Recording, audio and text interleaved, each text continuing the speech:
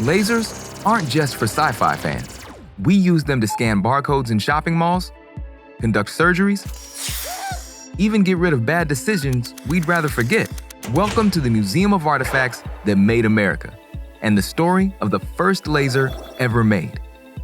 In 1916, Swiss physicist Albert Einstein had an idea to pass a beam of light through an atom to create energy.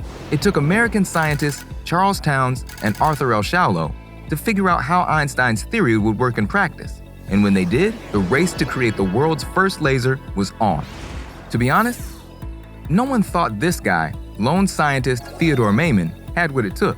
Theodore, or Ted to his friends, worked at Hughes Research Laboratories in California. His bosses gave him only $50,000 to conduct his experiments. Nada compared to the millions being spent by the big brains at IBM, MIT, and Columbia University. But Ted was a single-minded kind of guy. He worked on his laser in secret when he should have been doing other things, and in 1960 beat everyone to the punch by creating the world's first operational laser.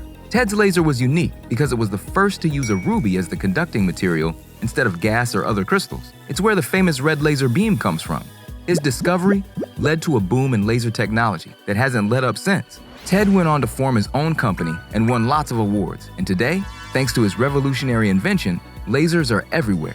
We use them to 3D print products, diagnose and fight genetic diseases, and put on mind-blowing light shows. That's why we think the ruby laser deserves its place in the Museum of Artifacts that made America.